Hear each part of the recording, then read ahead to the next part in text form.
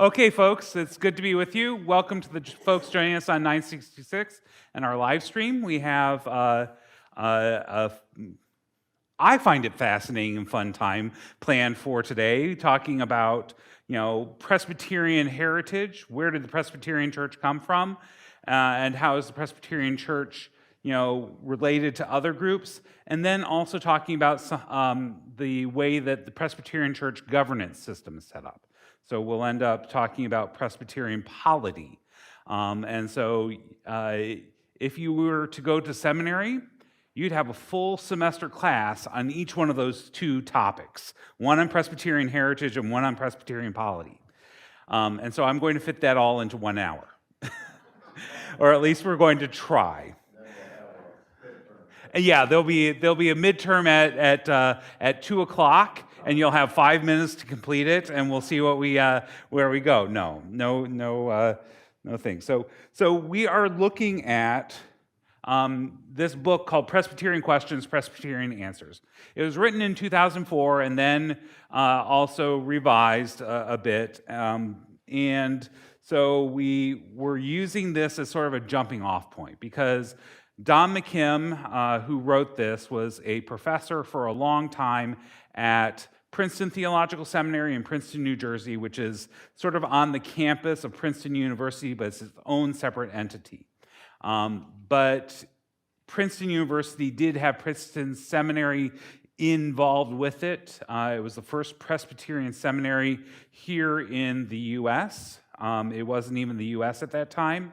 And then eventually the seminary broke off from Princeton University to be its own separate entity. And so Don McKim wrote about Presbyterian heritage and Presbyterian polity for a long time, talked a lot about the Presbyterian history especially, and so there are some books that he has that are sort of seminal in seminaries even today. And so he's writing from a standpoint of having this broad history and understanding of all the different parts that the Presbyterian Church is involved with. So we have the book as sort of a jumping off point.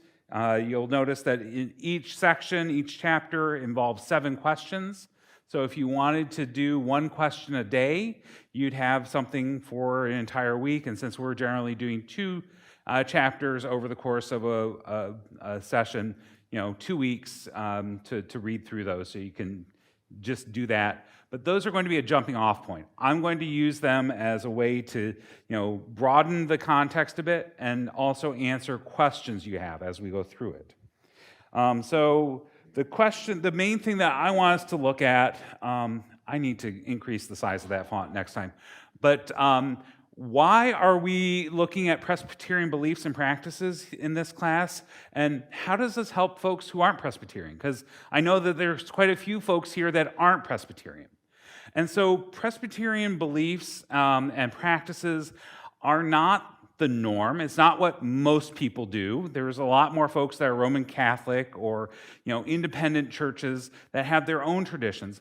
But Presbyterians have been here in the U.S. since its founding. And actually, the Presbyterian form of government has been used as sort of a model for the way that the U.S. government is set up. So there's some things that happen in Presbyterian churches and Presbyterian governance that we see mirrored in other ways and ways that the Presbyterian Church now mirrors others. It also allows us to take a look and say, okay, why are they doing that? That's really weird. That's really different. And it allows us to take a step back and say, well, why are they doing it that way, and why do we do it this way? So thinking about other people's beliefs helps ours come into focus. So if you're not Presbyterian, great.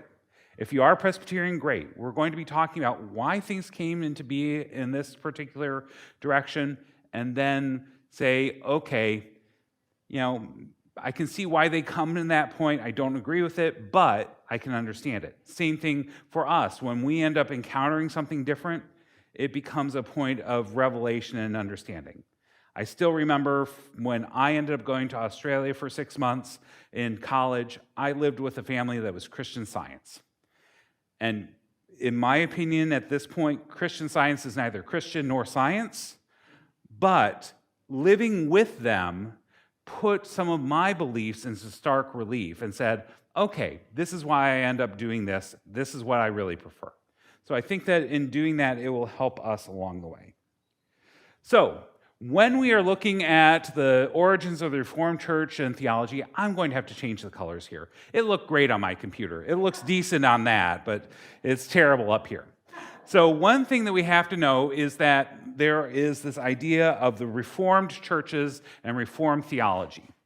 And so the Reformed churches and Reformed theology has its origins in the Reformation that started in 1517 with Martin Luther, who was a scholar and a monk who ended up saying, hey, what you're doing right now with selling, get out of jail free cards to folks to get into heaven is not, correct. And so it spread throughout Europe, and different groups ended up saying, yeah, we agree with them here, but we don't agree with them here.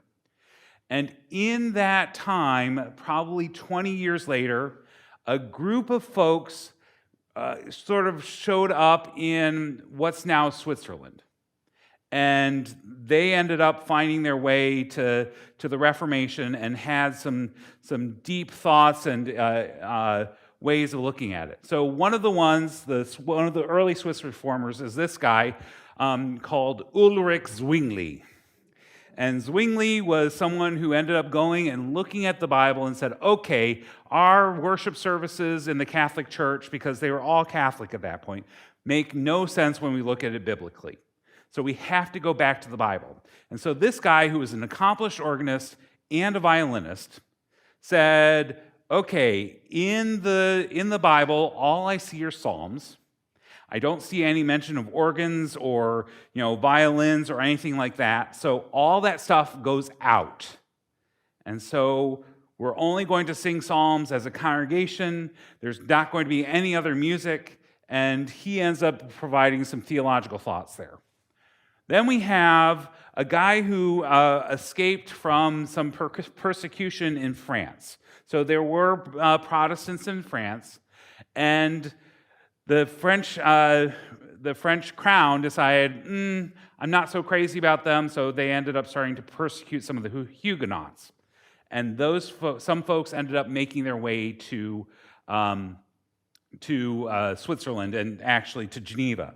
And this guy, John Calvin, he ended up showing up there. He was a brilliant thinker, an amazing writer, and he ended up becoming the head pastor in Geneva. And while he was there, he started to develop some ways of thinking and writing so that people from across Europe who were drawn to what he was saying came there to learn from him. And so John Calvin is one of those primary folks that is identified with the Reformed theology. There's a few other folks, Heinrich Bullinger, but Calvin really stands as the top, as the main person that Reformed theology centers around. And he ends up writing this huge set of works called the Institutes of Christian Religion. And it's right now in English, it's a 3-volume set that ends up talking about the entire understanding of theology in a systematic way to make sure everything sort of comes there. And so Calvin is writing and writing and writing and writing and preaching and preaching and preaching and preaching, and he ends up being very influential, so much so that folks from England come there to learn from him, folks from Scotland, folks from the Netherlands, and those folks go back to their home countries and start to spread the revolution there, or the Reformation there. In the Netherlands, the Dutch Reformed Church becomes the primary church, and so if you end up seeing the Reformed Church in America or the Christian Reformed Church here, those are two denominations that have their roots in the Dutch Reformation and Reformed theology. And then we have on this far picture here, this is John Knox. He goes to Scotland, and he ends up getting everyone there to agree, yes, we're going to be Presbyterian. Yes, we're going to have a rule by people in the church, not with bishops, but with the congregations coming together and working in councils together. It's also with that, with John Knox, that we start to see the need for, public education so that everyone can actually read the Bible. And that's where we get, so that happened in churches and parishes, but then it became part of the public domain, so that public education really does come from the Reformed tradition. And then we also have in England some folks that are Reformed folks. Oliver Cromwell, you may have heard of him, the Lord Protector. He was in that Reformed tradition as well. And during that glorious revolution that they ended up kicking out the king, actually beheading him, they ended up doing some significant work there as congregational churches. Different form of polity, but similar theology. So much so that in that time where it was the Commonwealth, and not the Commonwealth, but it was the Protectorate rather than a king, that's where the major statement of faith, the major confession that the Presbyterian Church here in the U.S. used came from. You may have heard of the Westminster Confession. That was written during that time of Oliver Cromwell being there, and folks came together to Westminster and wrote this large confession that ends up getting turned into a catechism, 2 types of catechisms, and so on and so forth. So origins of the Reformed Church come from a lot of Swiss background, but it ends up spreading throughout. And so the Reformation in Scotland has the most influence here in the U.S. because Scottish immigrants came from both Scotland and Northern Ireland, where they had been resettled out of the Highlands, and they end up emigrating here to the U.S. And so when you look at it, there's all these different groups that we've talked about. The Dutch Reformed, the Pilgrims, the Congregationalists, the Presbyterians. One other thing that you might find around here, a lot of Presbyterians, is Korean Presbyterianism. There are Korean Presbyterian churches here in the U.S. And in fact, the country with the largest number of Presbyterians in it is actually South Korea. Because in the 1800s, groups here in the U.S. got together and said, okay, who's going to go evangelize where? And so Methodists, we'll go to Africa or parts of Africa, and Lutherans other parts, and even into Central America. Presbyterians said, we'll take Korea. And they are very successful there.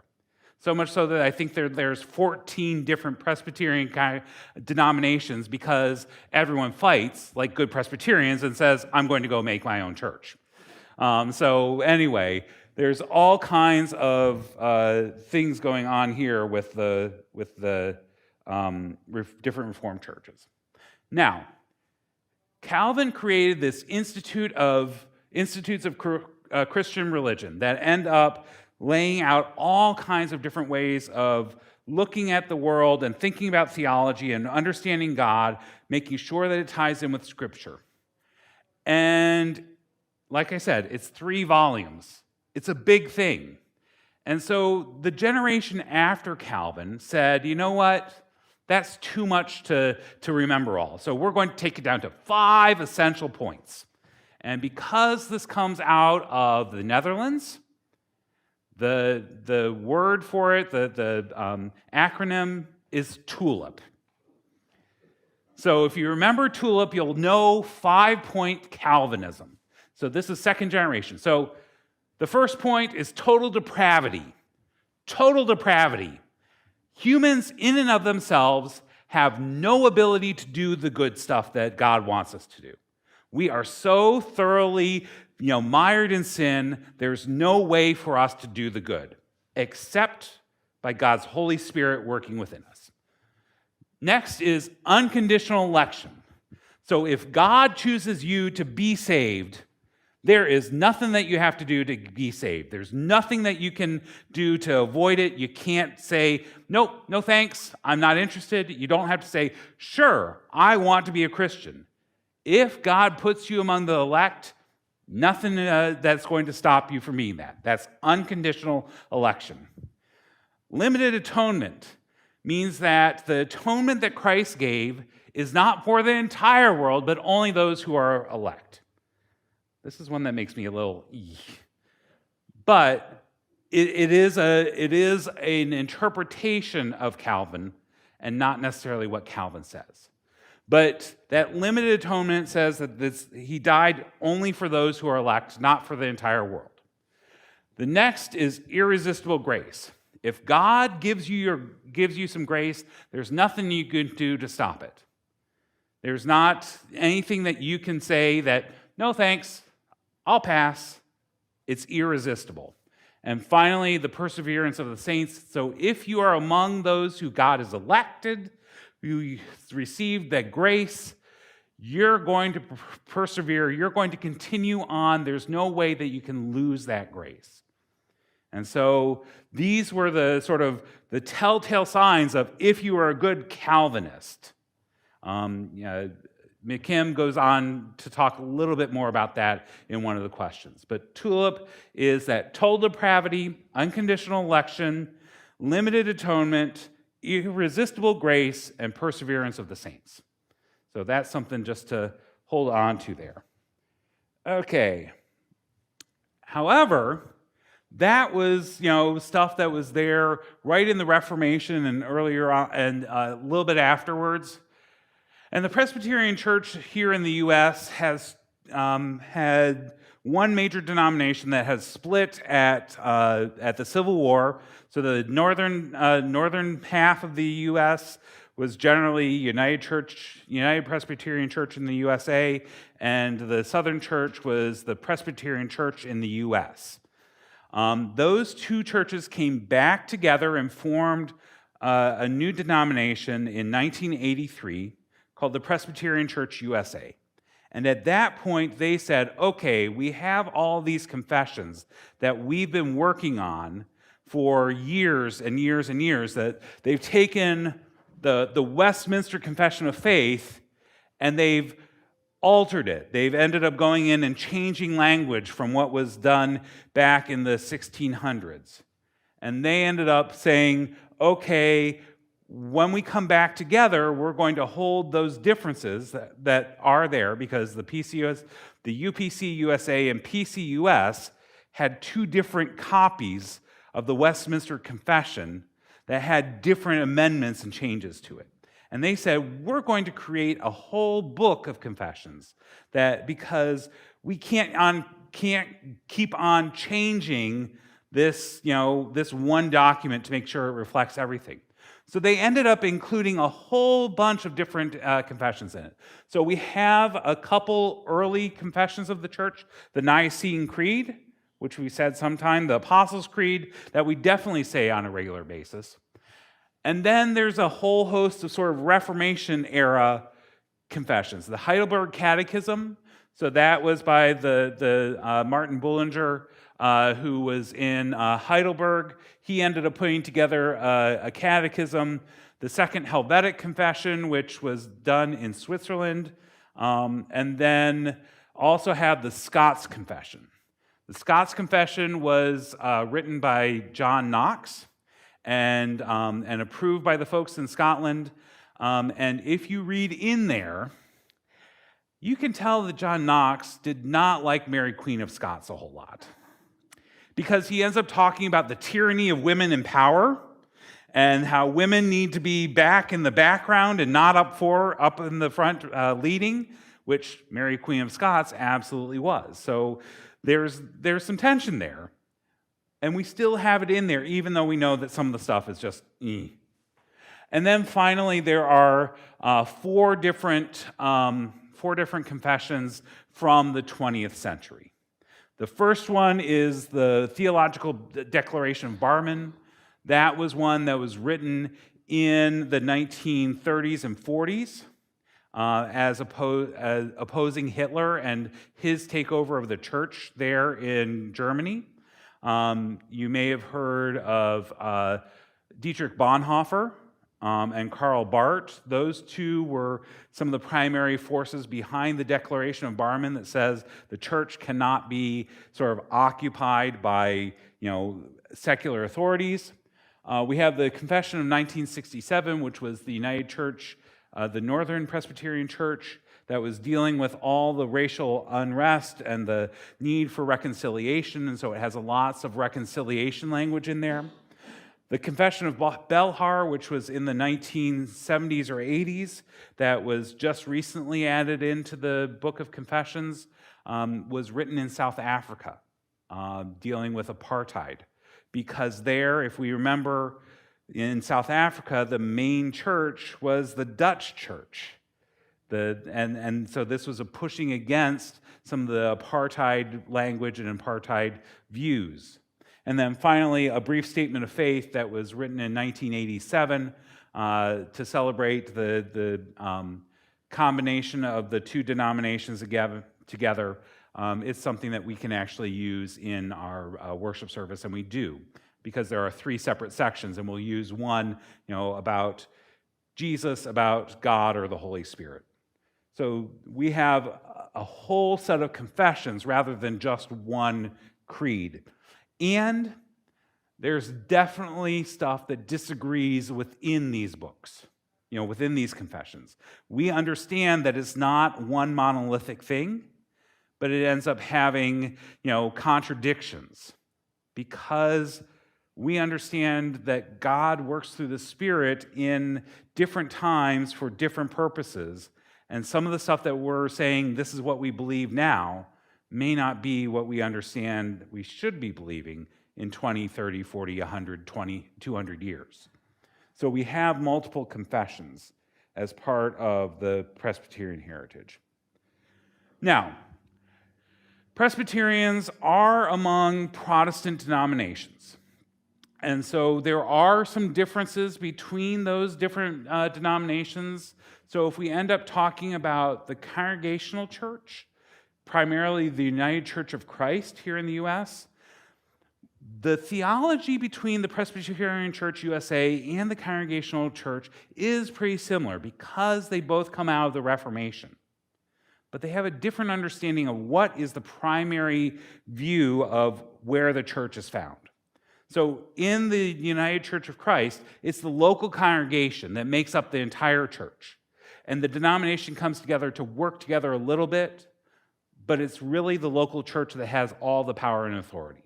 Presbyterian Church actually has something called presbyteries, which is a regional governing body. And Presbyterians tend to say that the individual congregation is a representation of, the Church of God, but it's not a complete representation because you have to have more folks working together. Baptists often will be congregational in their view, so there's a difference there. But Baptists also look at baptism and say, you need to have someone who's able to confess their faith before they're baptized. And so that's a slight difference. Presbyterians are very happy to join Roman Catholics and a great many other denominations saying babies are welcome to be baptized too. Methodists, we end up talking about what is the extent of free will. So Methodists would end up being the sort of, I don't think I even use this language, but they're Arminian in their outlook, that people have free will and the ability to choose to accept God's grace or reject it.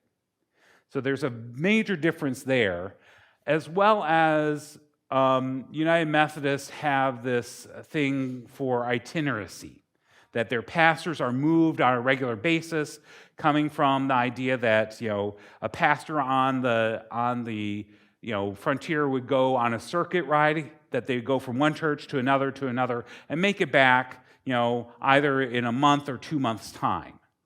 And so there was the idea that the pastor wouldn't be settled there for a long time. Additionally, they do have bishops that end up saying, here's where you're going and you go, or at least have some move there.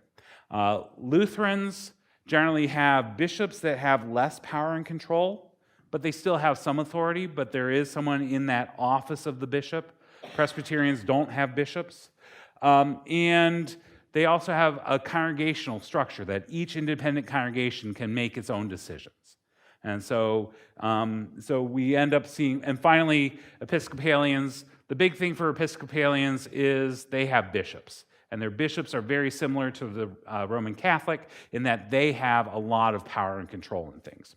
So just going across the bottom, the symbol of the United Church of Christ, the American Baptist, the United Methodist, Evangelical Lutheran Church in America, and finally, Episcopalian Church. Okay. So, one other thing that McKim deals with in that first chapter is, well, don't Presbyterians understand predestination, and what is predestination?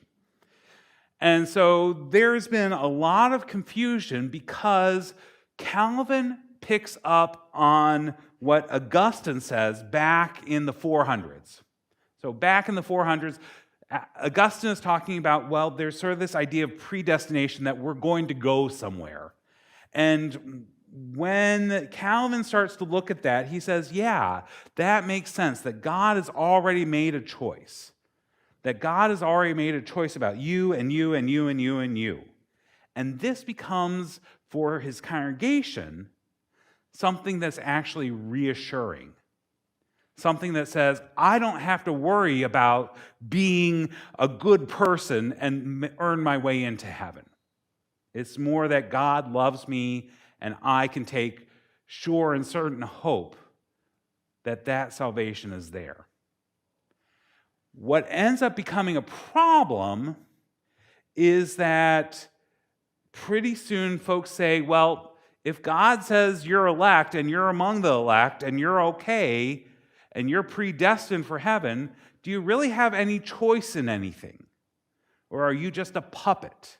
Because it sounds like as we are, getting more into this predestination, that everything's already written. There's already all these pieces in there that are controlling what you're going to do on what date and how many breaths you're going to take at what second. And folks are saying, this doesn't feel right. This isn't what, my experience is. I have choices. And so this becomes an argument in the Netherlands especially, where it becomes called Arminianism. I'm not remembering, it's Jacob Arminius, I think it is, who's arguing against Calvin. And there's this back and forth of how much people actually have that ability to decide or not to decide. And so the question of free will stays in there about predestination for a long time. But it's one of those things that's there in the documents in especially the Westminster Confession of Faith, and those ideas have to get adjusted and changed over time. Because early on, that 5-point Calvinism, if we remember, they come up with this idea of double predestination. So that some people are elect, are part of the folks that are definitely going to heaven, and there are some that are destined for hell. Isn't that nice? Isn't that special? Calvin never really addresses this. Calvin never really says that some people are born just to go to hell and some people are born just to go to heaven. He's talking more about, how do I know about my own salvation? How can I have confidence that I'm doing the right things that I need to do to make it on God's good list? And his response is, it's not the stuff you do. It's God's choice, that God loves you. And so that gets back and forth, because when you do a strict reading of that second generation Calvinism, that tulip, that, some people are damned to heaven, destined for heaven, and other people are damned to hell, it's sort of like, oh, forget it. I'm not interested. But folks end up talking about this and making revisions along the way, and finally, Presbyterians pull back a bit from that idea of that doubled predestination. And so we have other folks that do interpretations of Calvin. One particular guy, his name is Karl Barth. And he is writing in the 30s, 40s, and 50s. He's a major scholar in Germany. He is a Swiss theologian, and so he is spared the fate of Bonhoeffer in the Nazi regime. So instead of being, put into prison and eventually, executed like Bonhoeffer is, he's just deported back to Switzerland. And so Barth it looks at this idea of predestination, and he says, you know what? We can instead talk about how the Spirit of Christ comes on us, the Holy Spirit is with us, and our baptism is an outward sign of that. And so when God looks at us, he sees Christ.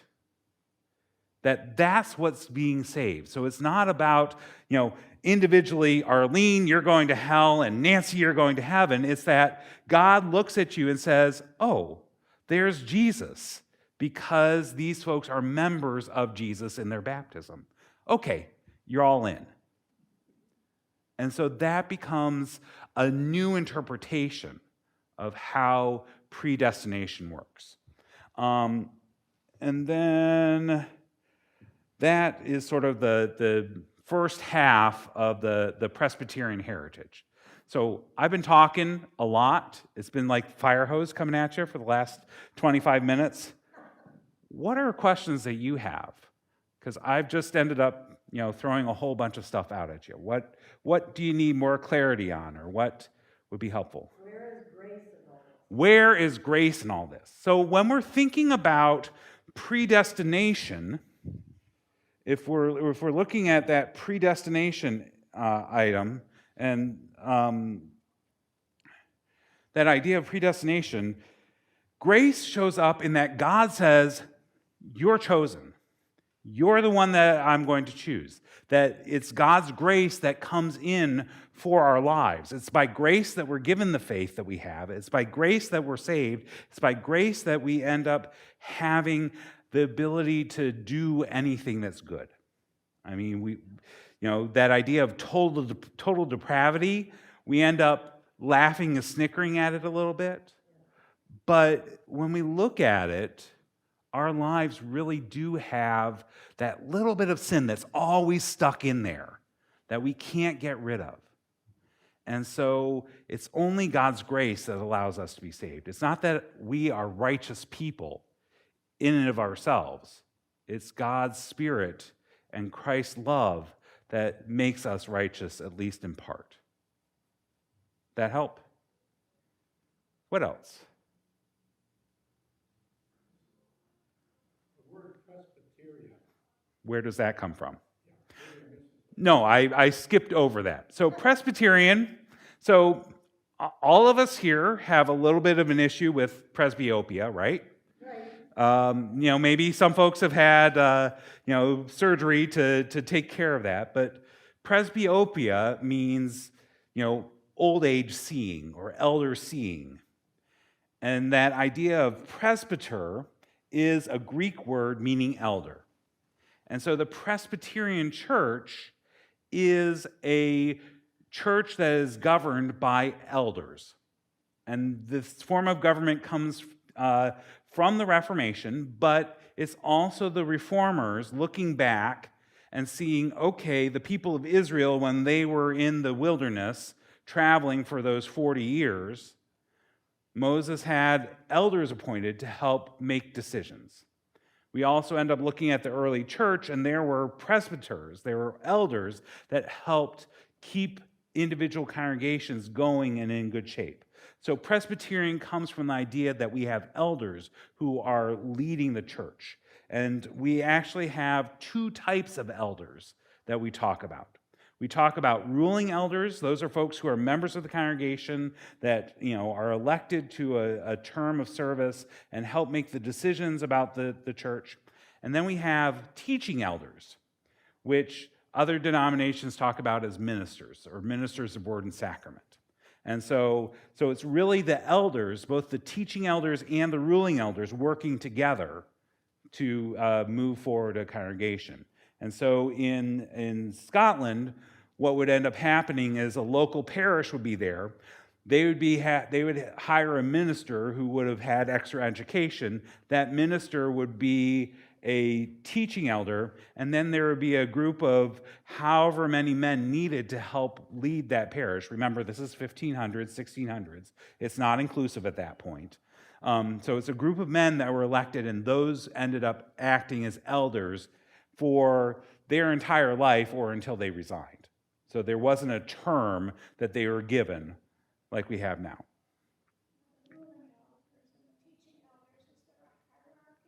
So, in practice, yes. In theory, no. So, in theory, ruling elders and teaching elders both have gifts and skills in, figuring out what is the best thing to do for this particular congregation. In practice, however, the teaching elder usually is going to have a master's degree in theology or something related. And so they're going to have more expertise in church history and biblical studies, in the church polity and the way that it's supposed to be governed, as well as a variety of different skills in pastoral care, congregational leadership, and what have you. And so while the pastor has equal vote with everyone there on the session, all the ruling elders, they often defer to them with their more expertise and training. Yeah, teaching elders a little bit above, but if you're in a session, oftentimes what will end up happening is the pastor is the moderator of the group, and the pastor won't vote. And in fact, for me, the way that we are set up here at Living Hope, I'm actually hired by the session, not called by the congregation. So I actually don't have a vote. I'd have to be called by the congregation to be able to have a vote on session. Well, other congregations will end up having a pastor that's called. And so they're installed and they're part of the session. I'm just there as the moderator without a vote. And so that's how that happens. But, one of the things that we're bumping up against with this, installed situation where a pastor becomes, a member of the session rather than just the moderator, is that when you do that, there's suddenly an expectation of how much you're going to be paying on insurance and retirement benefits and everything else. And so smaller congregations are sort of like, we can't afford that. We can't even afford a full-time pastor. And so, Jan. When you talk about the evenness between the elders, my understanding that, like the presbytery, is even. Yeah. So the presbytery and and so we'll get into that in just a minute. But yeah, so when you go to the regional governing body, which is the presbytery, here it's the Presbytery of Milwaukee, they are required to have equal number of folks voting of ruling elders and teaching elders. And so if there are more ruling elders, living in the area and that are part of the presbytery, then they have to figure out how to make that balance and empower more ruling elders to have a voice and vote in that body. So yes, but that's exactly how a presbytery works. That's equally, ruling elder, teaching elder. And Presbytery of Milwaukee has a tradition, and I think most presbyteries do, that one year the moderator of the presbytery will be a teaching elder, a minister of word and sacrament, and the next year the moderator will be a ruling elder, someone who's still a member of a congregation.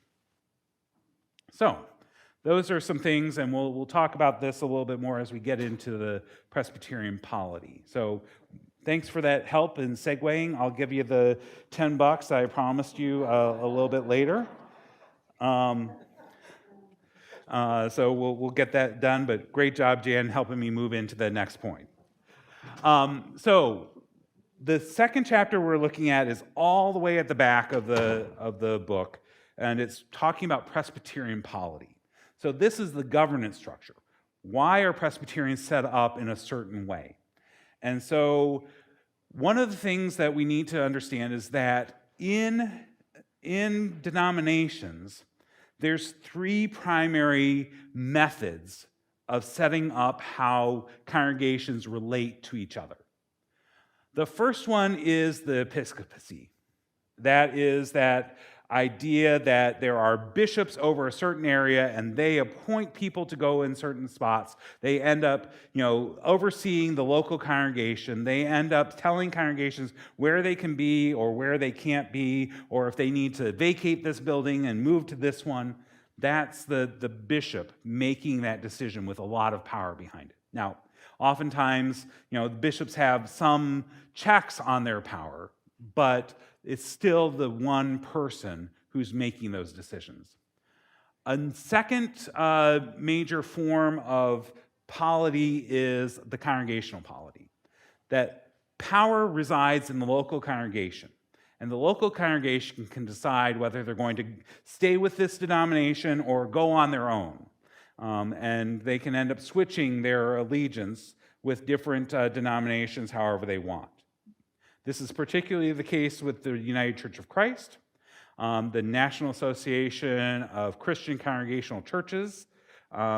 Those congregations have that individual church polity. And so each church writes up its own, constitution of how everything's going to go. And so they lay everything out. Sort of a hybrid of those two is what we would talk about as the Presbyterian system. Because in the Presbyterian system, the local congregation has a lot of say and power. They elect who's going to be the rulers, the ruling elders. They end up electing the pastor, and they get to choose who's going to be in that spot. They also get to set their budget, their where the money goes that they have. They have that power, but there is a connection between congregations in an area.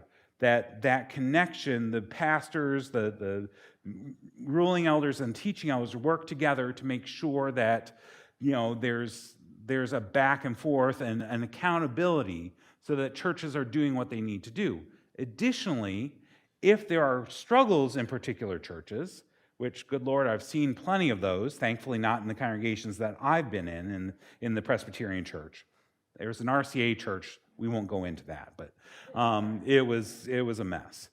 But if there are hard struggles, the individual congregations can call on help from the presbytery, the regional folks, and they're able to come and help along. But the thing is, members of the congregation are also part of the presbytery. There's not sort of this other entity that's the presbytery. The presbytery is something that is centered in congregations and the connections between congregations. And so with Presbyterianism, there is a representative form of governance. So congregations elect their elders, elect the people that will lead. Those people are then ordained by that local congregation, by that session, and then they end up, in turn, choosing who's going to be the representative at that next group that's called the presbytery. And so we end up talking in Presbyterian polity that the local congregation is an expression of the church, but it's not a full expression of the church. That there's part of the interconnection between congregations that's absolutely crucial. And so it's different than a polity that has congregational, standing alone. And so the Presbyterians would say, well, if you look back to the early church, we can end up seeing Paul writing letters to different churches that they're getting advice or getting, help or remonstration saying, hey, do better, especially in the case of the church in Corinth. That kind of connection is absolutely crucial, we say, to the life of the congregation and the expression of the church. So, in the Presbyterian Church, all of our leaders are ordained. So some congregations talk about, here are our lay leaders versus our clergy. Presbyterian churches, if we're doing it right and not borrowing other people's jargon, all the leaders of the Presbyterian church are ordained. Deacons are ordained. There's a laying on of hands, a prayer, a blessing, a recognition that God has called you to a particular set of ministry and skill. Same thing with elder, ruling elder, same thing with teaching elder. And so those are the three offices that are of ordained leadership in the Presbyterian church. The ruling elder, the deacon, and the teaching elder or minister of word and sacrament. And something that I mentioned earlier, that historically, up until the 1940s or 50s, when you were elected as an elder, you were serving on session for your lifetime until you died or until you resigned. After the 1950s, things started to shift so that it was a 3-year term. That has now shifted, and so individual congregations can choose what the term is. So here at Living Hope, we have 2-year terms, but you're able to serve for a total of 6, and then you need to rotate off and give someone else a chance. So there are these cycles now, but historically it was that ruling elders were elected, and they were the ones that stayed there for forever. And so they learned and stayed in good shape there. Other thing, just to let you know, in some congregations, the pastors, the ministers of word and sacrament, they're actually members of a particular congregation.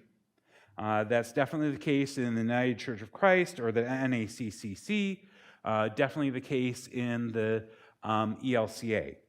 In the Presbyterian Church USA, ministers are actually members of the presbytery.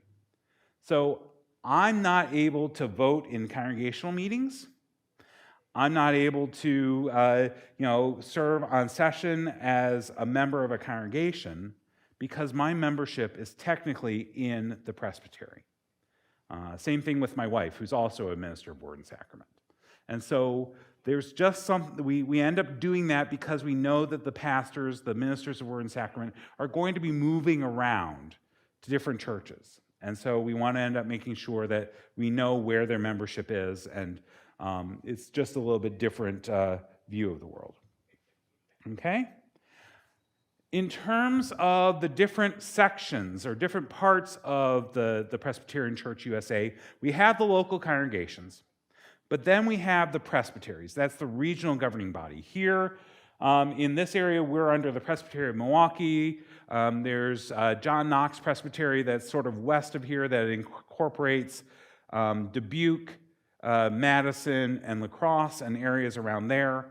And then different presbyteries have different ways of naming themselves and doing their governance. But it's the group of congregations together in a region, the ministers of word and sacrament who are members, and they're there to assist those congregations to live out the individual congregation's mission, but also the mission of the broader church together, to be a support for one another, to help congregations grow and thrive.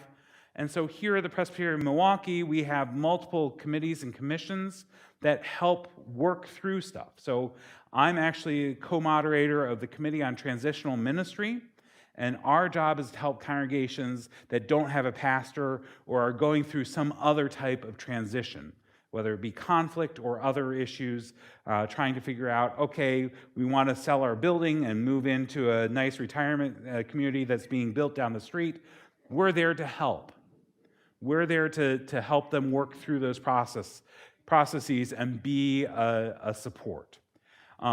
It's also providing training for members of the congregation. There's a committee called the Commission on Congregational Vitality that's putting together all kinds of training for members of congregations to learn how to preach.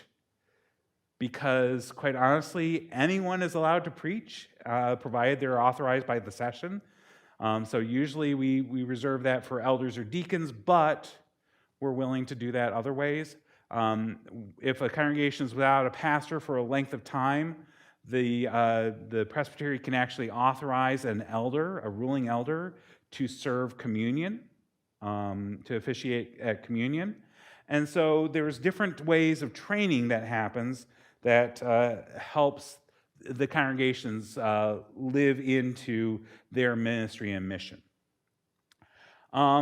Above the presbytery is the synod, and that's a regional gathering of different presbyteries that end up coming together twice a year usually, and they're there to help review what the presbyteries are doing and also to provide connections to broader regional ministries. So it's at the synod level that you have connections to Presbyterian colleges and universities. So here in Milwaukee, we're part of the Synod of Lakes and Prairies that encompasses Wisconsin, Minnesota, North and South Dakota, Iowa, parts of Nebraska. And in that region, we have Carroll University here in Waukesha. There's Macalester University in the Twin Cities. There's a number of other ones, University of Dubuque in Dubuque, Iowa. There's a number of different Presbyterian-related colleges that have that connection to the Synod of Lakes and Prairies, but the Synod of Lakes and Prairies also does other things. They have something called Synod School once a year, the last week of June, where Presbyterians from around the region and actually across the country come together at Storm Lake, Iowa, at Buena Vista University. And there they have inspirational, it's sort of like church camp on steroids for families. There can be 600 to 800 people there, and they're gathering to do all kinds of stuff. And then finally, we have the General Assembly. That is a meeting that happens once every 2 years. There's a group of people that are elected or appointed by their presbyteries to go and talk about items that are of interest to the national church. So issues about, what are the requirements to be a minister of Word and Sacrament? What are the confessions of faith mean in this point? How do we deal with property issues nationally? There's just a whole list of things that they do on top of worldwide mission and local, national mission. And so the General Assembly is a group of people that meets, but then there's also folks that are hired to help live out that ministry and mission between those General Assembly meetings.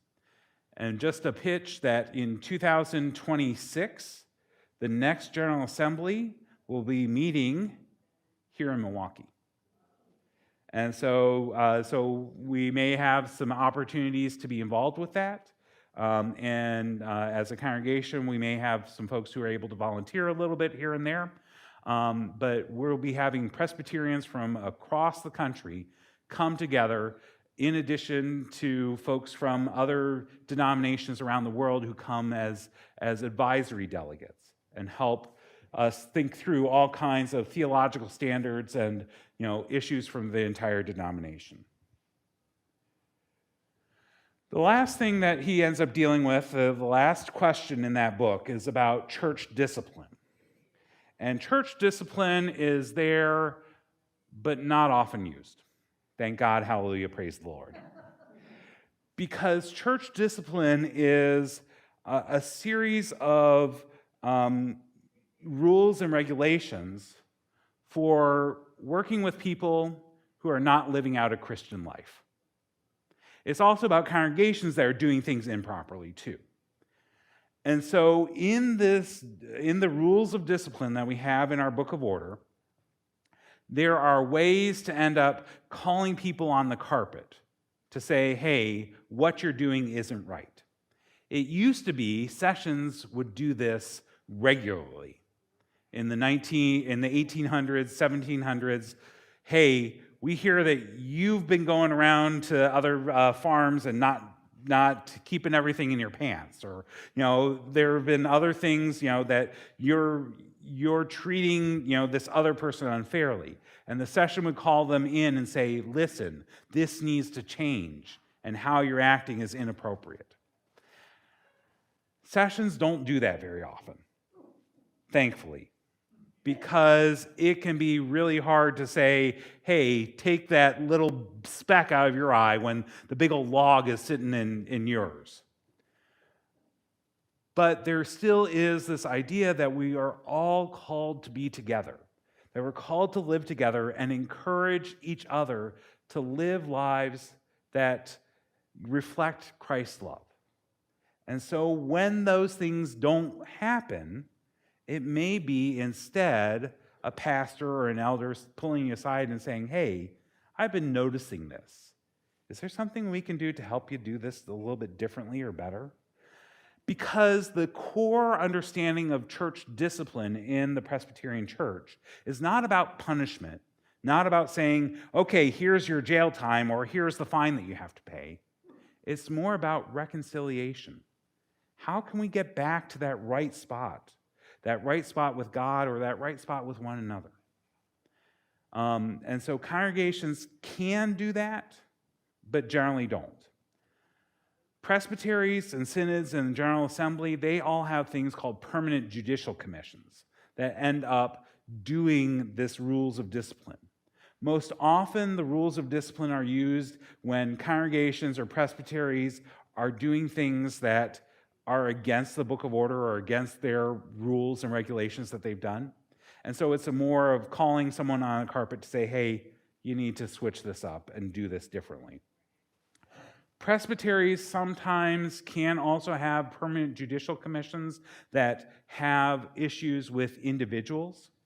In my 20 years here in Milwaukee, I've seen it happen one time. A minister of the Word and Sacrament ended up going to his ex-wife's house for a birthday party for one of his daughters, and he got into an altercation with the ex-wife's boyfriend. And the police were called, and he was given some jail time with release, and the presbytery said, okay, here we go, we're going to address this and also talk about this in terms of, here. In other presbyteries, there have been issues with sexual misconduct that go into the Permanent Judicial Commission, embezzlement. Those things are all part of that process. At the local level, it really doesn't happen a lot. Okay, there's another part of fire hose. What questions do you have now that I've just kept on going for a long time? Carol. Does ordination expire when your term on session is over? Does ordination expire? No. Once you're ordained an elder or a deacon, you're always ordained as an elder or a deacon. No matter what church you're in? No matter what Presbyterian church you're in.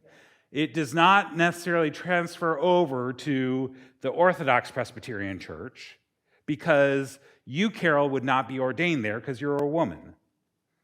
And so there are some other places that don't have that. Lutheran churches, UCC churches, they don't have this. And so it doesn't transfer that way. But if you're ordained as a deacon or an elder or a minister of Word and Sacrament, that lasts your entire life. You're still part of that, group, even if you aren't currently serving. But you become inactive. No, it's that you're just not serving on the board. And so it's that we expect those who have been ordained as elders or deacons that you're going to continue to live out that ministry just in a different way, just that you're not serving on the board at that point. Yeah. Who owns the actual physical church? Okay, who owns the actual physical church? So Presbyterian polity says that the local congregation has the building and resources in trust for the denomination. So it can get complicated. Here in Wisconsin, there are statutes on the books that say that the United Methodist Church owns the building of the United Methodist churches. There is not anything there for Presbyterian churches. So we actually had a church that tried to exit without, us saying okay, without the presbytery saying okay. They wanted to keep their building and all the money that was there in the accounts and all that kind of stuff. And we ended up going to court, and it didn't go well for the presbytery. And it was also decided not to continue to appeal, because if it was just this one case, that's fine. But if it's if it's the appellate court or even the state Supreme Court that makes that decision, then that's binding for everyone. And so it was decided, we don't know how things are going to go at these higher levels, so we're not going to go in that direction.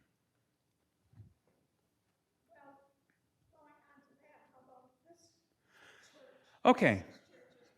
So Living Hope, we're in a unique situation that what we have is we have a leasehold. So when Dixon Hollow was built, Brookfield Presbyterian Church said, hey, here's $350,000 that we're going to give you for you putting in extra space for the chapel and giving us this extra space over here. And what the agreement is that we are depreciating the value of that over the course of 30 or 40 years. I'm not remembering what. But if Living Hope were to ever close, or Dixon Hollow with Presbyterian Homes and Services said, we're taking the spot and kicking it out, what would end up happening is whatever that depreciated amount is still would be payable either to the congregation or to the presbytery. And so we're in a unique position where we don't own the building, but we have a stake in it. Yeah, it's a long-term lease. Yeah, it's a leasehold. That we have a stake in this. We aren't having to pay every month for the mortgage payment.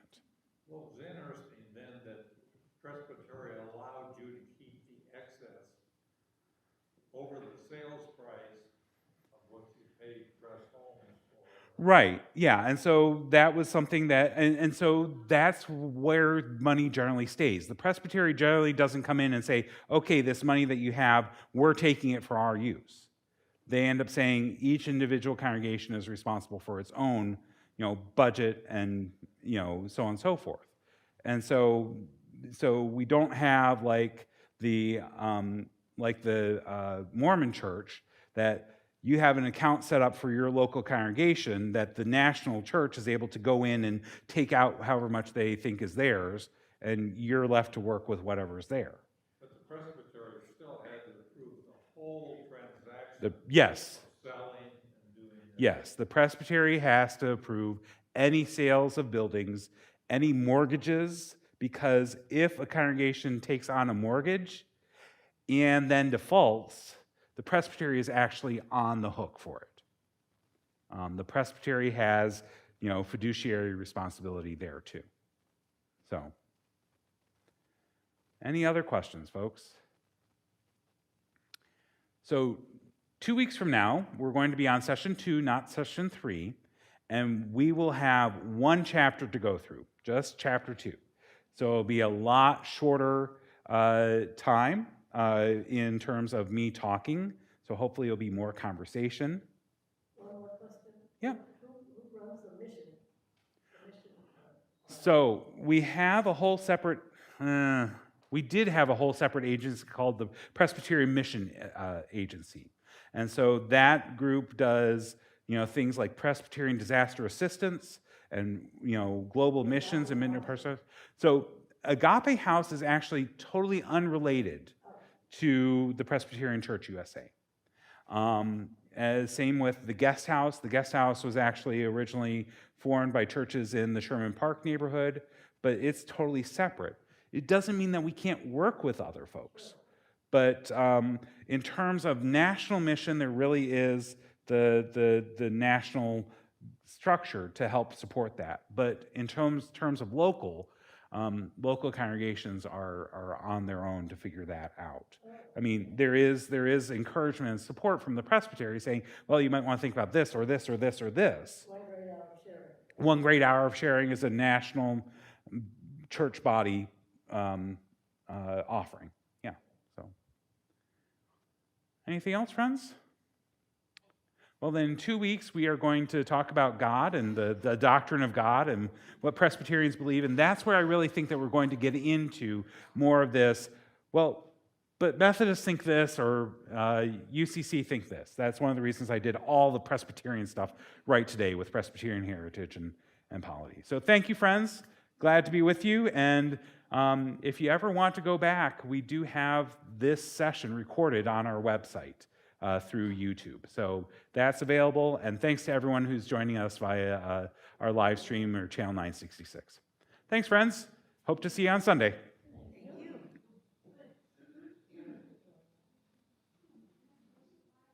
Next one's Bible. Sorry, God is in 2 sessions. Sorry. I should be looking at this stuff rather than just spouting things off. No God next week. Bible next week.